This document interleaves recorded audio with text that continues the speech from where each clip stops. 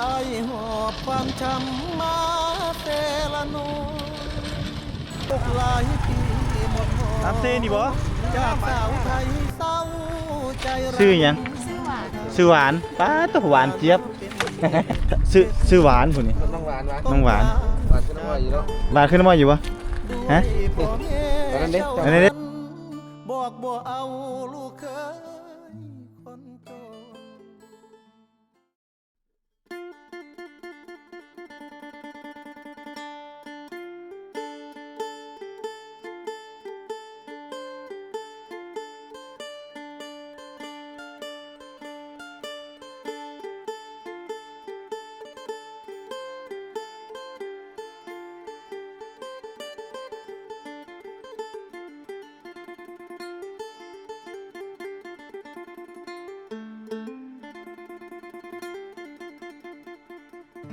ไอหอบความช้ำมา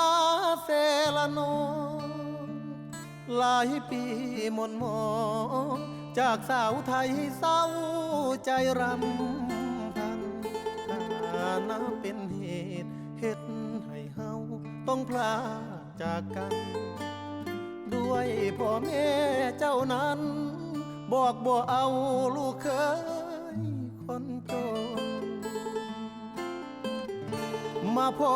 ผู้สาวชนเผ่าตะโอเจ้าเอิญจะโดนโจ๊กเท่าไหร่โอ้เอาซะเอาจอกนึงเอาคือกัน10,000 2จอกโอเคครับปลูกเอาบ่อ้อยน่ะโน้ปลูกเองทันสมัยเนาะซื้อเครื่องปั่นมาบ้านนี่ทั้งนี่ฮะบ้านนาทานโอ้บ้านนาทานอันนี้นอนนะนาทานบ้านนาที่ไก่บ่บ้านนี้จะไปแล้วมีทางลงไก่บ่ไก่บ่ไปบริการวัดไปจะที่ทางลงเซสายวัดขึ้นไปแล้วมีทางลงเซมันบ่เลยโอ้แสดงที่ไปอีกแล้วมันจะมีแบบอันเป็นฮานนะถ้าที่ไปแบบเป็นขัวเลยค่ะเป็นขัวเลยป่ะไปเบิ่งเด้อนี่มาหอดแล้วพี่น้องบ้านอันนี้มาแวะซื้อน้ำอ้อยอยู่บ้านนาทานเพิ่นกำลังคูอยู่โอ้เฮือนทางนี้ก็ยังเป็นเฮือนดั้งเดิมเนาะพี่น้องนี่อ๋อได้ยินเสียงจักจั่นแล้วทางนี้โอ้คักอะไรพี่น้องนี่อันนี้เป็นเฮือนดั้งเดิมโบราณเฮือนแต่ปูสังกะสาหญ้าสังกะสีพูดเด้เฮือนแบบนี้เนาะบ้านนาทานดงเมืองมหาไซนี่เนาะเนี่ยกองฟืนเพิ่นเรียงจากสูงหมดเฮือนเพิ่นเฮ็ดยกสูงเนาะคือซีเมนต์แถวนี้น้ำเซขึ้นบ่จักคือว่าเฮือนหลังบักสูงเบิ่งหัวเพิ่นก็เลือดเก่าๆดังเดิมมีหน้าติดเลยแถวนี้เลยเนี่ยมีหน้าติดนี่เส้นทางที่เราเดินทางมากับหลายบ้านอยู่เลยผ่านบ้านเวิร์นนี่เนาะมาห้องนี้บ้านนาทานดงพี่น้องนี่แนวไปก็จะเห็นท้องนาเสียดายแต่ว่าบรรยากาศยามแล้งโซนนี้ตกอยู่ในฤดูร้อนไปมืดปลายหนาวแล้วพี่น้องเนาะอากาศก็เริ่มร้อนอบอ้าวเนื่องจากว่าชาวบ้านก็เริ่มจูดให้ทางสวนนี่อย่างต่างๆก็ตุกเลยกับเบาเอเลยมีโอกาสเดินทางมาเลยมาแวะซื้อน้ำปั่นพี่น้องปั่นน้ำอ้อยไปล้ำขึ้นไปจอดนึงมันบอกขอหยาดเบิ่งนี้เด้อบ่เคยเห็นเพียงนี้นี่โฮงปั่น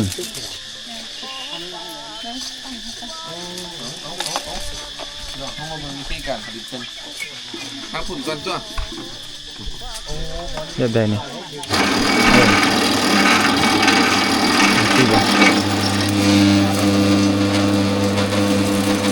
ว่าอย่างกับมันนาทานดงวะ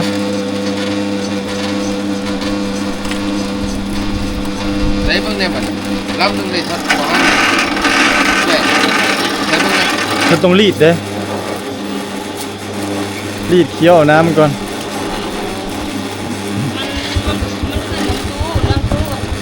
ตู้ก็รีดดีรีดพอดีป่ะมีหลายรุ่น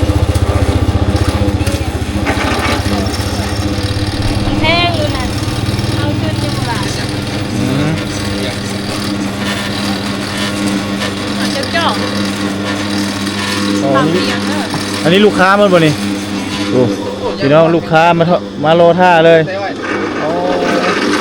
เปิดจะโดนแล้วบ่ฮานนี่โดนแล้วบ่เอ้ยเปิดฮานโดนแล้วบ่ เปิดจะหาเปิด โอ้ แม่ค้าไข่เปิดแล้วเรือดึงปิด เออ แม่ค้าไข่ไม่ได้ โอ้แสดงว่าโอ้ขายดีอยู่เด้นี่ได้ขายดีอยู่เด้อากาศร้อนน่ะนี่เนาะยายเนาะอากาศร้อนนี่ได้ขายดีอยู่ดอกเนาะ ได้ขายดี เออ มันทอดดินี่มันหนาวแล้วเขาบอกกิน บ่กินเนาะอากาศร้อนพอได้อยู่ การทอดนี่นะบ้านน้ำเขาบอกจะท่าน เออ มันทอดเขา โอ้โอ้ยลำบ่ค่อยใหญ่เนาะลำมันบ่อยากใหญ่ปานใดน้ำมันก็บ่อยากหลายแล้ว เอาต้นน้อยมาปั่นขายแล้วเบิ่งย่ามันบ่ได้ขาย อ๋อ เมื่อวันนี้มันเอาตัวใหญ่มา เออ ใหญ่นะเอาไว้ขายเป็นมันนะ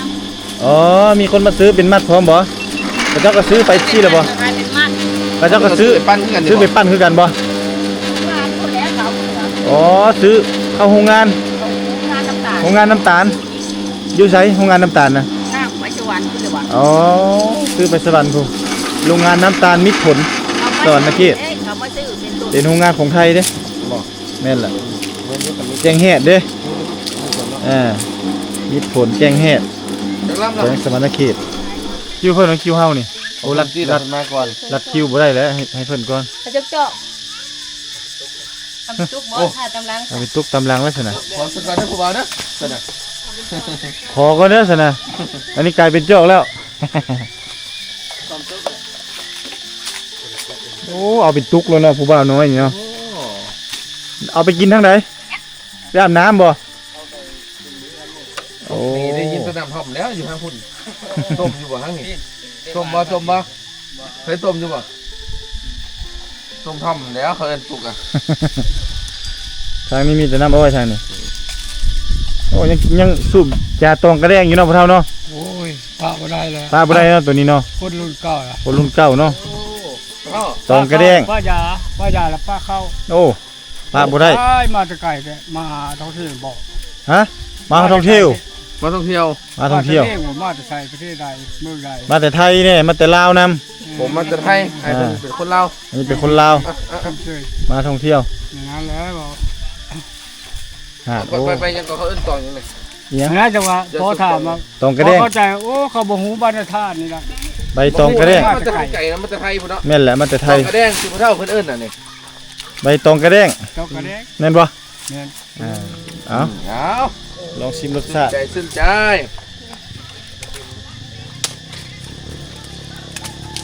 บ่เข้าท่าอยู่เด้หักอยู่เด้ คนกำลังเนาะ ไปนี่ไปไสนี่สื่อนี่ จังหวะ เข้าบ้านเขาบ่ บ้านมา ไปทางลงนี่บ่ จังหวะ ทางเข้าติดต่อ ถาม เบอร์โทรติดต่อบ้านนาฮี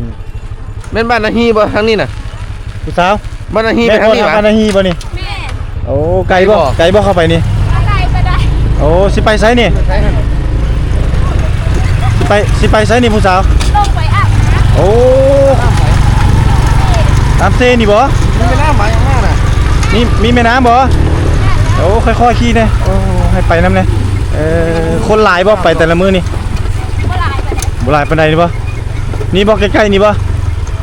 โอ้นี่ เอาไอ้สิเฮ็ดจังได๋เพิ่นมีแม่น้ำข้ามเท่าใดบัดนี้ เอาละ วัดหัว โอ้อลังการแท้นี่ ร้านอลังการ คืออลังการงานสร้างแท้นี่ หลายงามหลาย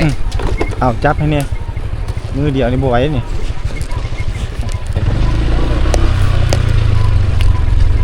โอ้คักแท้มอโตนาทานโอ้โหเอามานาทานบ้านครับ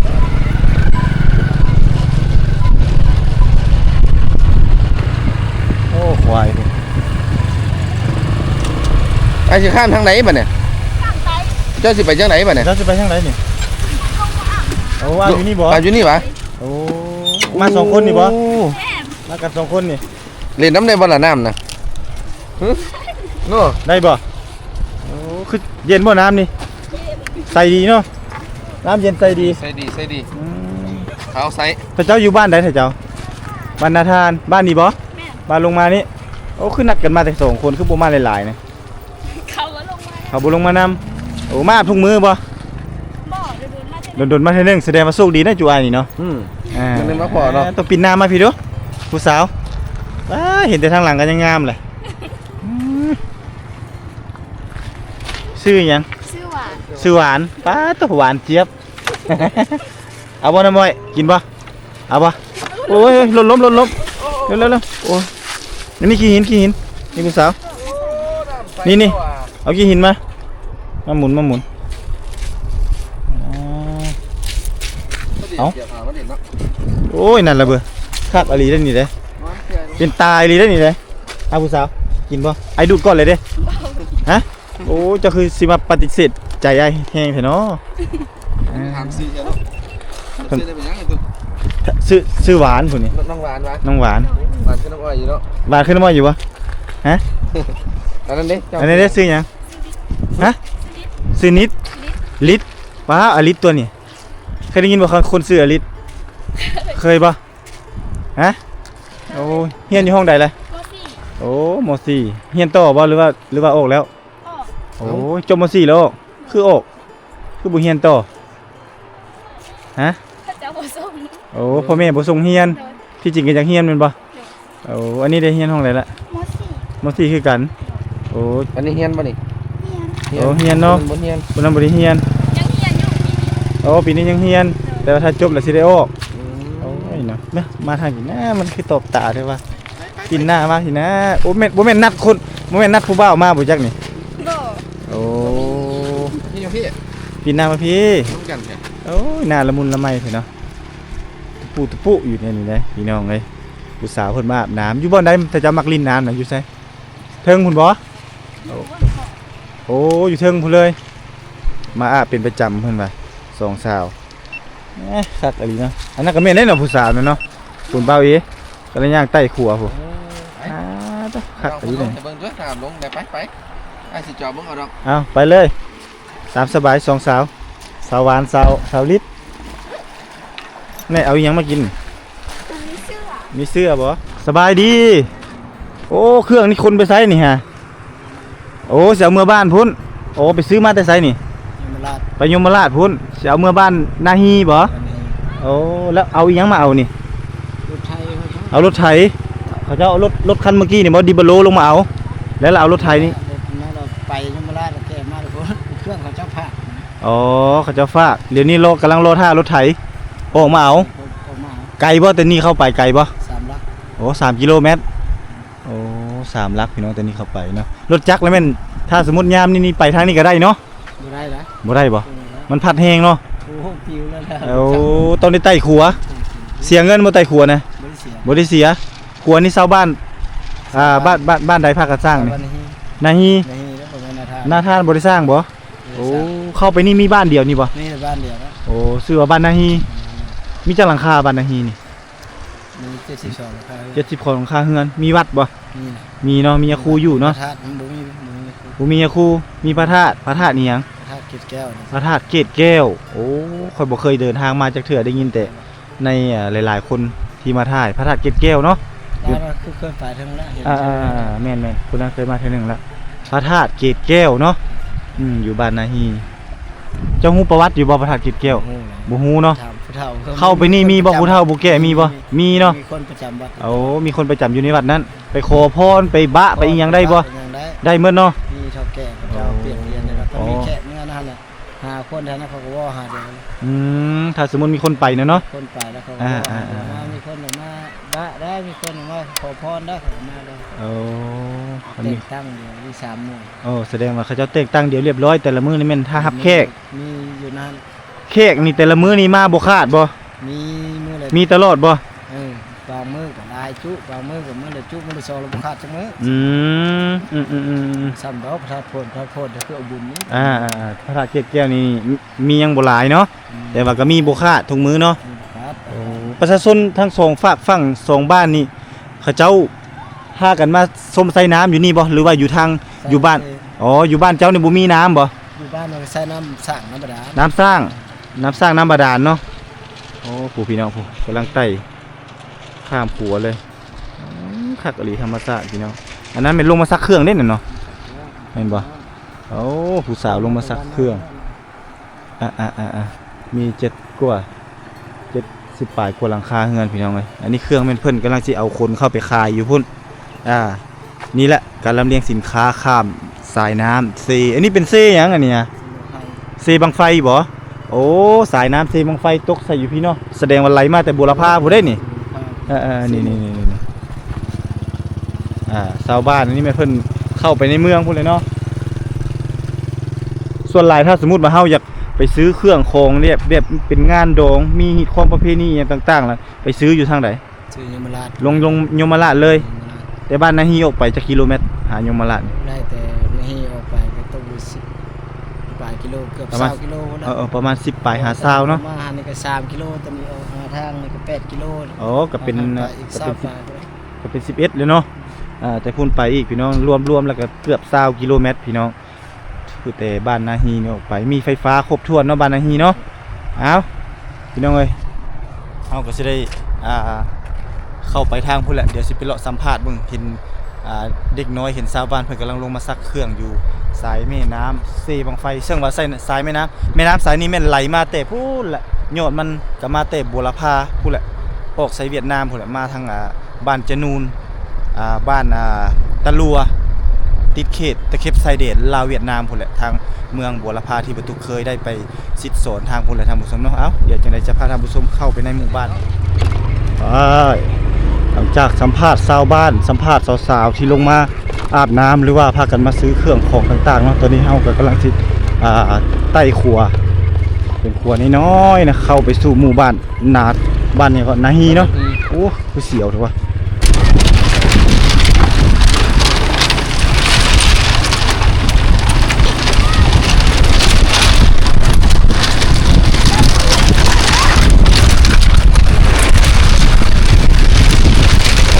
เดี๋ยวเนี่ย ละลายเดียวแล้วไปเลยป่ะ เลย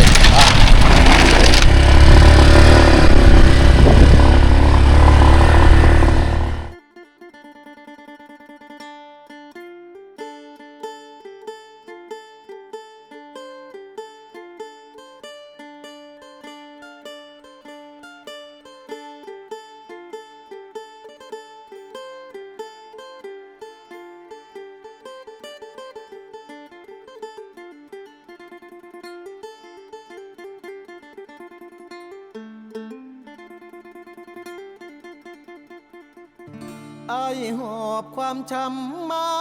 เซละนองหลายปีหม่นหมองจากสาวไทยเศร้า